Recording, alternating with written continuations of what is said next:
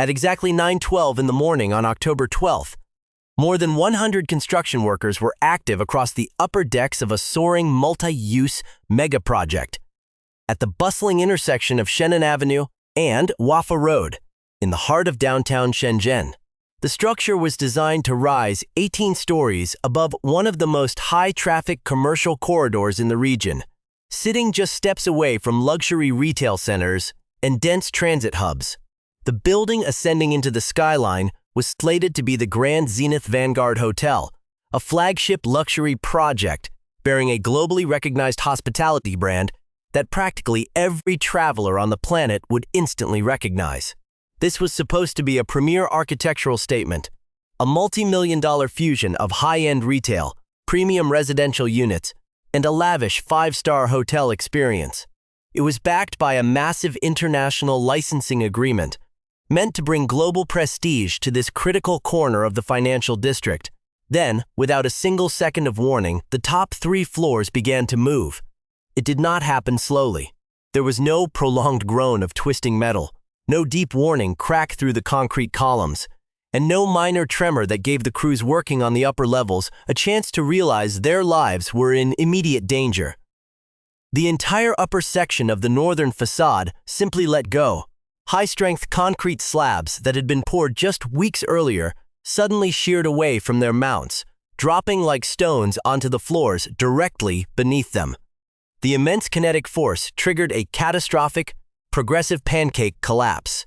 One deck smashed into the next, which obliterated the floor below it, accelerating downward through the structural core in a terrifying sequence that lasted less than 5 seconds.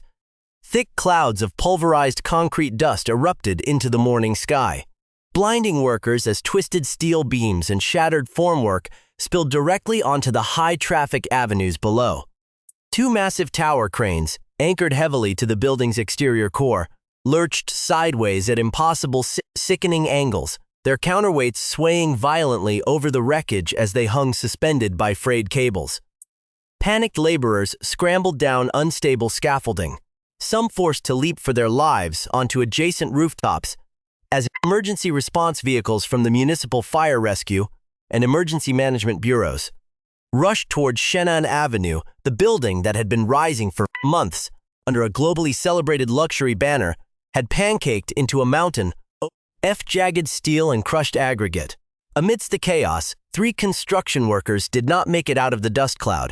Their names were Zhang Wei, a 63-year-old veteran ironworker, Li Jun, a 49-year-old concrete specialist, and Chen Gao, a 36-year-old technician who lost his life exactly 1 month before his 37th birthday.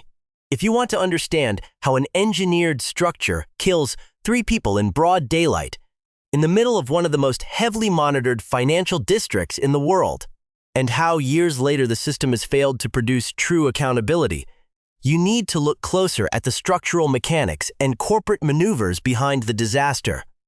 Because what happened at the Grand Zenith site is not just a localized industrial accident.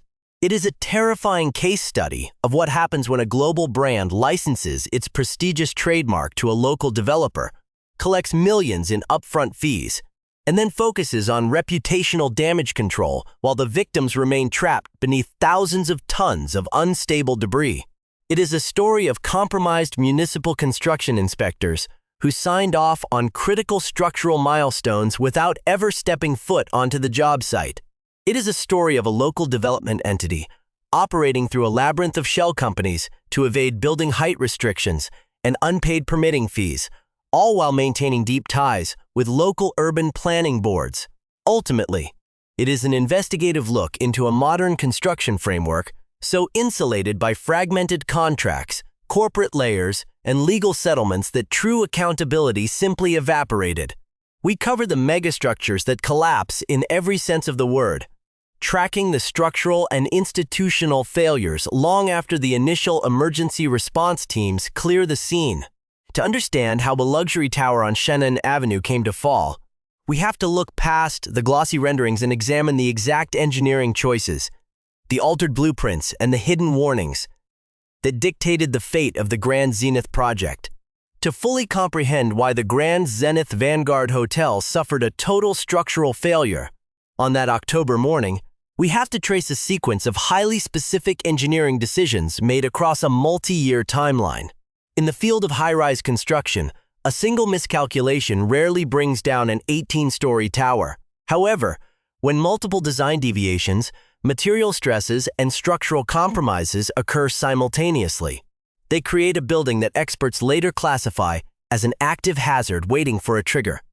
The engineering entity tasked with the structural design of the tower was the Huadian Structural Design Studio, a licensed firm operating under the supervision of Chief Engineer of Record Wang Peng. This firm officially stamped and approved the construction blueprints that were sent to the job site. When the Municipal Housing and Urban Rural Development Bureau released its comprehensive 125-page technical investigation report, months after the disaster, the design studio was cited for severe, systemic violations of national structural safety standards. The core finding was shocking. The critical steel bolt and weld connections linking the horizontal beams to the vertical load-bearing columns on the 16th, 17th, and 18th floors had been fundamentally miscalculated, poorly reviewed, and erroneously approved. Following the collapse, an independent forensic structural engineer retained by investigators conducted a thorough computational analysis of the original design documents. His findings were staggering. The beam-to-column connections on the upper levels were operating at an estimated 300% overstress condition. This was not a minor margin of error. It was 3 times the maximum structural capacity allowed under safe engineering principles. When the forensic teams were lifted in specialized baskets by emergency cranes to inspect the shear line where the top 3 floors detached, they confirmed that the steel connection plates welded to the vertical columns had not bent or yielded gradually. They had simply sheared clean off under the immense weight of the upper decks. This underlying structural vulnerability was severely compounded by a series of rapid design alterations requested directly by the developer to maximize premium space. The developer insisted on modifying the architectural layout of the upper stories to accommodate high-end luxury penthouses and an open-concept rooftop sky lounge to achieve the sweeping views and high-ceiling aesthetic demanded by premium buyers. The ceiling heights for the 17th and 18th floors were significantly increased. Elevating these ceilings meant that the structural depth of the horizontal steel beams supporting those floors had to be reduced to fit within the overall building envelope. These thinner, shallower steel beams were completely inadequate for the span they were required to bridge. Furthermore, because the beams were thinner, they transferred their immense dead load downward onto the 16th floor in a highly concentrated, eccentric pattern that the building's lower structural frame was never engineered to handle. To make matters worse, a meticulous review of internal project manifests and digital communication logs revealed that the developer had also requested the relocation of several vertical steel columns on the upper levels. These upper columns did not align vertically with the main structural load-bearing columns on the levels below the 16th floor. In high-rise architecture, when vertical columns are misaligned, it forces the immense weight of the upper building to travel horizontally across the floor, slabs, through a phenomenon known as transfer shear stress. When independent state engineers audited the structural model, they identified that 81 primary steel beams, supporting the top 3 floors, were grossly undersized for this chaotic load path. While these catastrophic engineering miscalculations were being built into the physical framework of the tower, the official quality control and municipal oversight system completely broke down. In major municipal jurisdictions, the local construction project quality supervision station is legally mandated to perform rigorous, in-person physical inspections at critical milestones, such as before heavy concrete pours or during the erection of primary steel frames. Inspectors must physically stand on the decks, verify the placement of reinforcing rebar, check bolt torques, and sign official safety logs before any work can proceed. For the Grand Zenith project, that safety loop was an illusion. Investigative teams managed to secure the official satellite GPS tracking data from the municipal vehicle fleet assigned to the local housing bureau, matching those coordinates against the timestamps on the signed inspection reports. The data revealed a systemic pattern of falsification. On July 18th, a senior site inspector signed an official document certifying that the critical structural steel framing for the upper decks had been thoroughly checked and met all national safety codes. According to the tracking data, her official vehicle never approached the Huafa Road intersection that day. It remained parked outside her private residence for a continuous 2-hour block. During the exact window, she claimed to be conducting the high-altitude inspection. On July 26th, a second municipal inspector signed off on an authorization sheet allowing crews to pour hundreds of tons of liquid concrete onto the 14th floor deck. The GPS records proved his vehicle was miles away in an entirely different district of the city. He never saw the reinforcing steel. On October 1st, just 11 days before the building pancaked, another field report was filed officially approving the pouring of heavy, high-density concrete on the rooftop sky lounge deck to form the base of the pool structure. The inspector was entirely absent from the site. The subsequent municipal internal audit exposed that this was not the work of a single negligent employee. Out of 32 active field inspectors assigned to that district's supervision station, 11 were found to have systematically falsified their field logs using identical methods.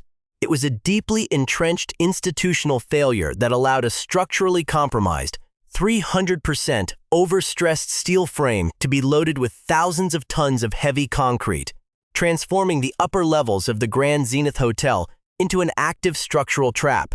To truly understand the gravity of the Grand Zenith collapse on Shenzhen Avenue, it must be analyzed not as an isolated anomaly, but within the broader context of high-rise engineering vulnerabilities across major Chinese urban centers. The rapid expansion of modern skylines over the past few decades has pushed structural engineering to its absolute limits. From the dense financial zones of Shanghai and the commercial districts of Guangzhou to the sweeping riverfront developments of Chongqing and Wuhan, the race for vertical density has occasionally exposed severe gaps between theoretical architectural design and real-world structural performance. When forensic engineers look at the sheared connection plates of the Grand Zenith Hotel, they see immediate parallels to other major engineering failures that have put local construction bureaus on high alert. One of the most significant case studies occurred in Shenzhen itself, just a few kilometers away from the Huafa Road disaster, when the soaring 70-story Seg Plaza Tower began to violently shake in broad daylight. Thousands of pedestrians on the streets below watched in absolute horror as the massive skyscraper wobbled, forcing an immediate panicked evacuation of the entire structure and the surrounding commercial district. For months, the building remained entirely locked down, its retail businesses paralyzed, and its corporate offices empty. While teams of national structural experts from the China Academy of Building Research scrambled to figure out why a modern skyscraper was vibrating without an earthquake, the ultimate diagnosis for that high-rise crisis pointed straight to a phenomenon known as vortex-induced resonance. Compounded by architectural changes on the roof, the installation of a massive vertical mast and heavy communication equipment on top of the tower had fundamentally altered its structural dynamics. This modification interacted catastrophically with local wind patterns, causing the building to flex and shake under aerodynamic loads it was never meant to sustain. The lesson from that structural emergency was clear, and it directly mirrors the failure mechanism at the Grand Zenith site. When you alter the top of a high-rise structure to add heavy unmapped loads or aesthetic features without recalculating the foundational load paths below, you create a recipe for disaster.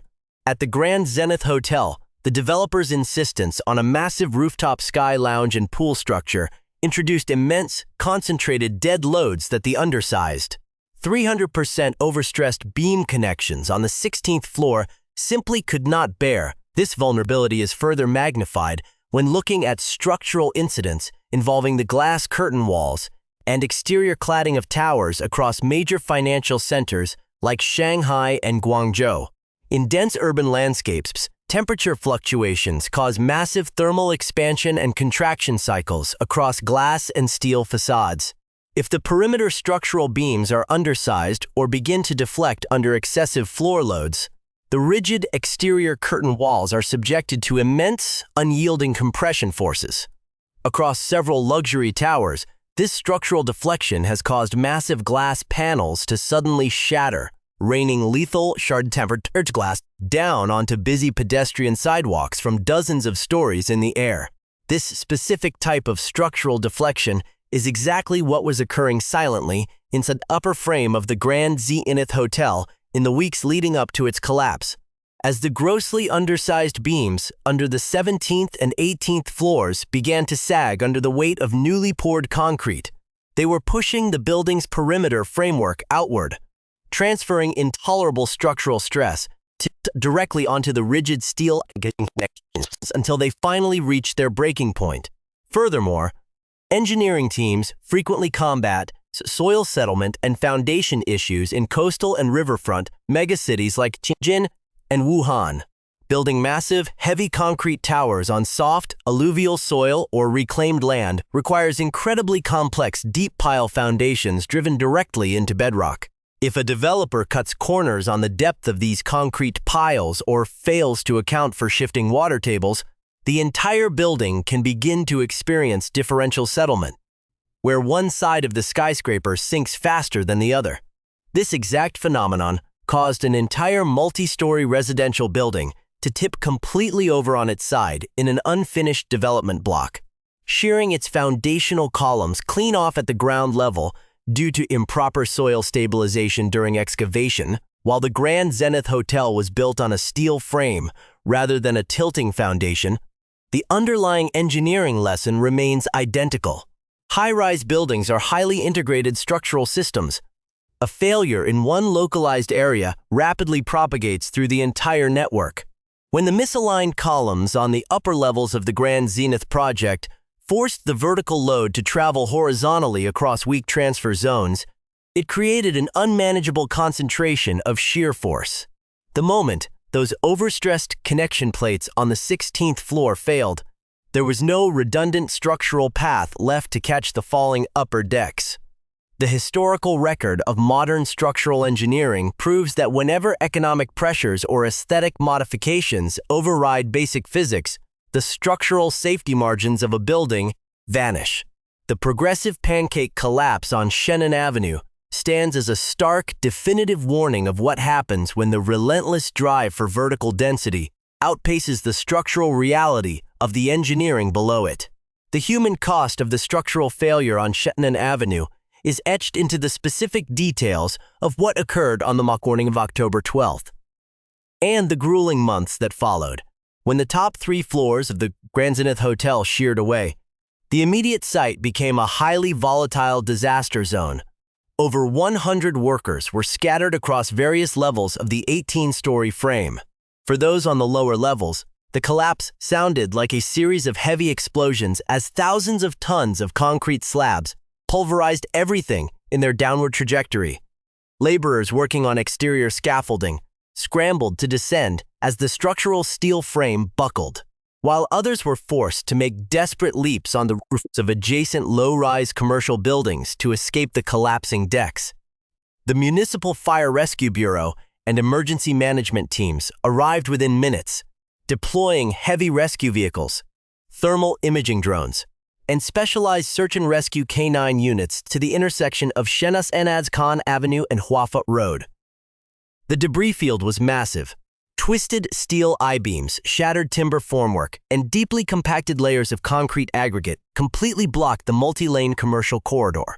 The economic damage to the surrounding financial district was immediate and severe.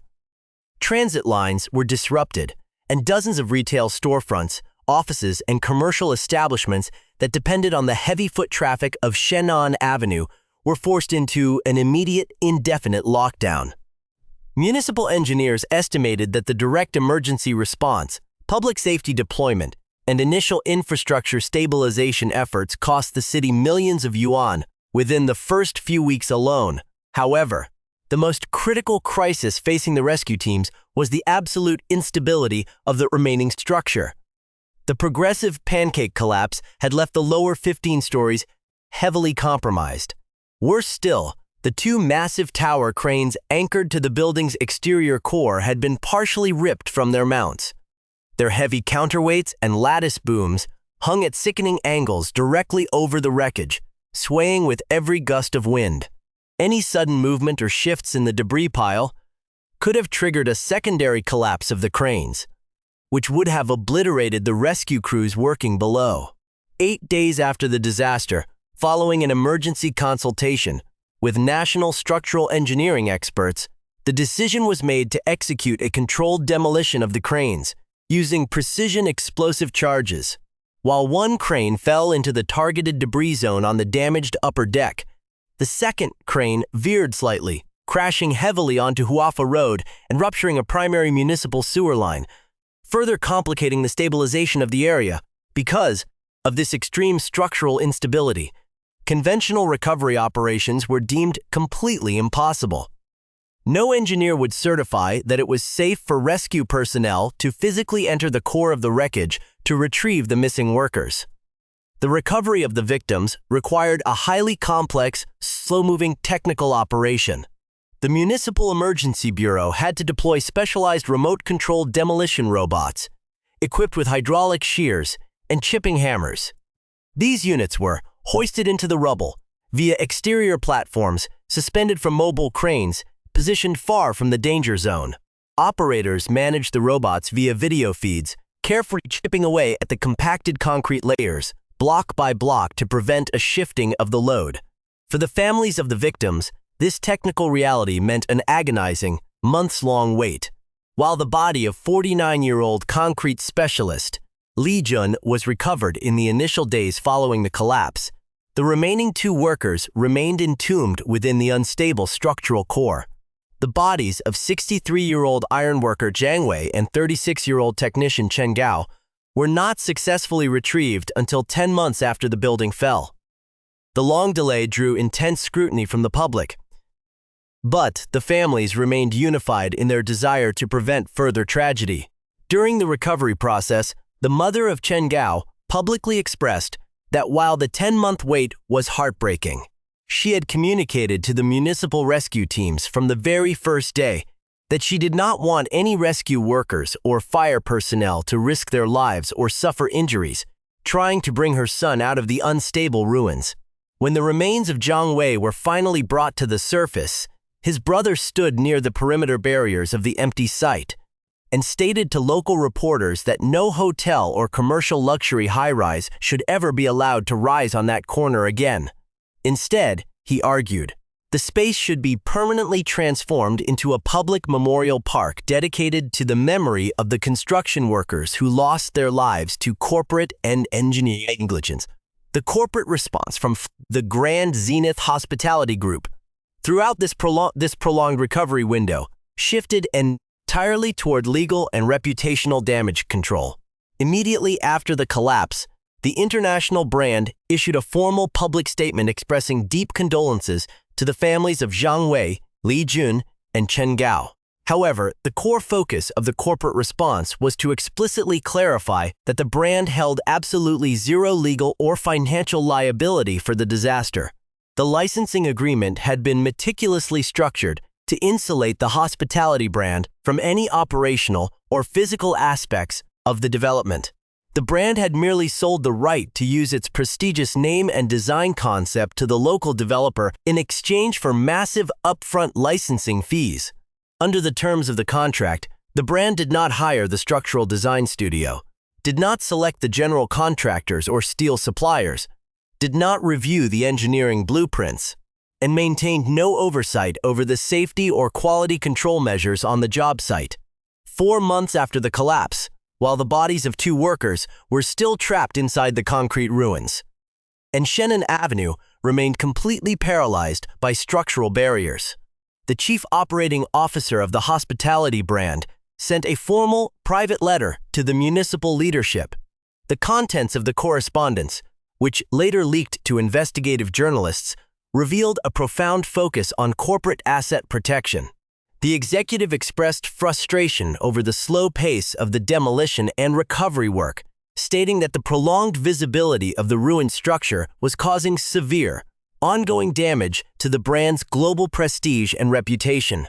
The letter highlighted that the company had contributed millions of yuan to assist with the explosive demolition of the cranes, and warned that the brand was actively exploring all available legal avenues to seek financial damages from the local developer for the tarnishing of its trademark.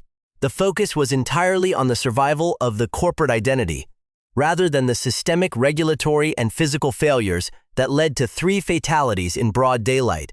The legal aftermath quickly turned into a massive, tangled web of litigation. Over 130 independent civil lawsuits were filed by injured laborers, the families of the deceased local property owners whose buildings suffered structural cracking from the impact force, and nearby business owners who had lost their entire customer base due to the 18-month closure of the commercial zone. The defendants named in these suits included the primary development company owned by local tycoon Wu Jian, the Huadian Structural Design Studio, the general contracting firm, and dozens of specialized steel and concrete subcontractors.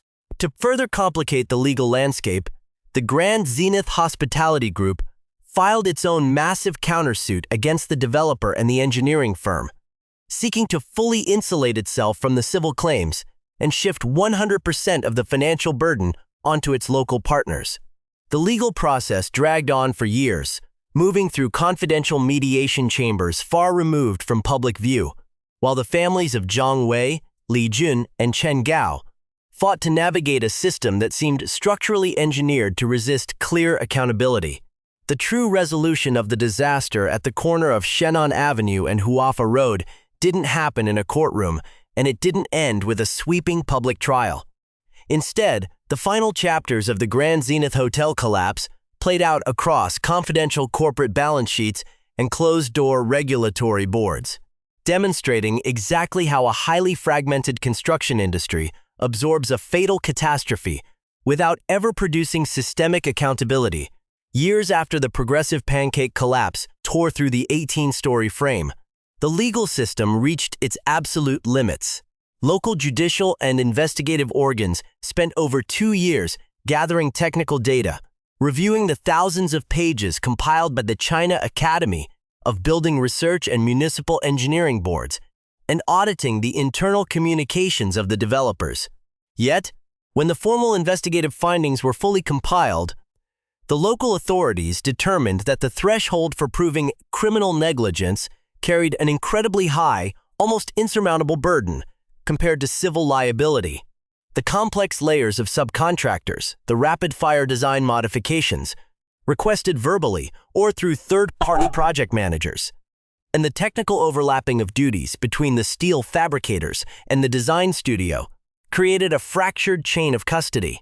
It was impossible to pinpoint a single corporate executive or individual designer whose specific action, in isolation, constituted a definitive criminal act under the regional statutes. The investigation into the deaths concluded without a single criminal indictment. No developer went to jail, no corporate officer faced detention, and the local housing bureau inspectors who falsified logs from their living rooms avoided active prison sentences. For the families of Zhang Wei, Li Jun, and Chen Gao, the path to closure was diverted into the quiet world of civil settlements. After years of intense legal gridlock, a massive comprehensive settlement was quietly finalized. The deal covered not only the families of the 3 deceased workers, but also more than 400 injured laborers, neighboring business operators, and affected pedestrians whose lives and livelihoods were upended by the disaster. The terms of the agreement were bound by strict, non-negotiable confidentiality clauses. The exact financial amounts transferred to the victims' families were completely sealed, hidden from the public record. Crucially, the settlement included no formal admission of structural fault, no statement of corporate guilt, and no public apology from the entities involved. The financial system simply paid a premium to close the books on the tragedy, effectively erasing the legal dispute from the municipal record. Meanwhile, the engineering apparatus responsible for the underlying calculations remains functional. Huadian Structural Design Studio, and its chief engineer of record continue to contest the administrative citations issued by the provincial construction quality supervision stations. Because the administrative appeals and technical debates regarding bolt shear capacities and column transfer stresses can take years to move through specialized building commissions, no final, permanent revocation of the firm's operational license has been enacted. The design studio continues to accept contracts, and the stamped credentials of the engineers remain legally active while the paperwork winds through bureaucratic channels. Similarly, the primary developer, operating through a resilient web of alternative investment vehicles and newly registered limited liability corporations, continues to acquire land rights and manage commercial real estate projects across the region. The political and economic investments made over decades of urban development provided a structural buffer that a single localized disaster could not pierce. Today, the physical site at the intersection of Shenzhen Avenue and Huafa Road stands as a quiet, stark reminder of the limits of regulatory enforcement. The commercial corridor has fully reopened, and the multi-lane traffic of Shenzhen's financial center rushes past the location as if the morning of October 12th never happened. The Municipal Heritage and Urban Planning Landmarks Commission eventually stepped in, officially designating the vacant lot as a protected municipal historical landmark. The designation notes that a permanent, quiet civic memorial dedicated to the contributions and sacrifices of urban construction workers might someday be constructed on the site.